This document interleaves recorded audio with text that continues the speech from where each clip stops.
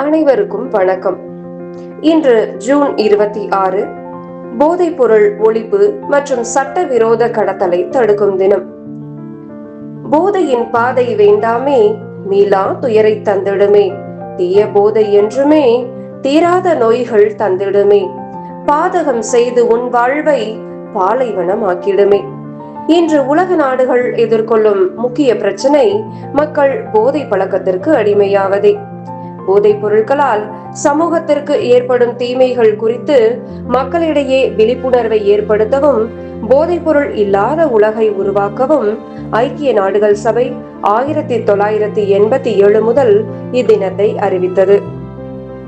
போதைப் பொருட்கள் மனித வாழ்வை சிதைத்து தனி மனிதன், குடும்பம், சமூகம் என அனைத்தையும் சீரழிக்கும் ஒரு பெரும் அச்சுறுத்தலாகும். இளைய தலைமுறையினரை அதிகம் குறிவைத்து பரவும் இந்த போதை பழக்கம் நாட்டின் எதிர்காலத்தையே கேள்விக்குறியாக்கி வருகிறது. போதை மரணத்தின் பாதை. நம்மை அறியாமலேயே நம் வாழ்வை சூறையாடும் ஒரு மாய வலை. ஆரம்பத்தில் ஒரு சிறு ஆர்வம், பின் ஒரு பழக்கம், இறுதியில் ஒரு அடிமைத்தனம். இதுதான் போதைக்கு அடிமையாகும் பெரும்பாலானோரின் கதை. போதைப் பொருட்கள் அதை பயன்படுத்துவோருக்கு நிரந்தரமான துயரத்தையும் அழிவையுமே பரிசளிக்கிறது. வாழ்க்கை என்ற பூந்தோட்டம் போதையால் இன்று அது போராட்டம்.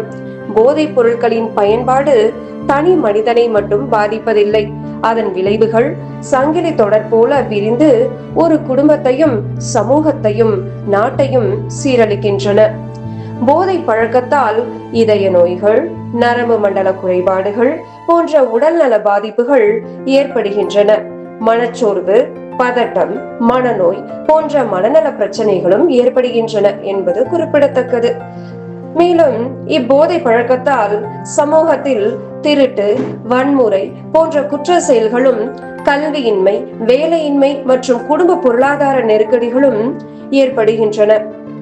போதைப் பொருள் இல்லாத ஒரு சமூகத்தை உருவாக்குவது தனி மனிதனின் பொறுப்பு மட்டுமன்றி சமூகம் மற்றும் அரசாங்கத்தின் கூட்டு முயற்சியாகும். எனவே போதையற்ற சமுதாயம் படைப்போம், புதியதோர் உலகம் அமைப்போம். நன்றி. Kongunadu matric higher secondary school, Nallipalayam, Namakkal.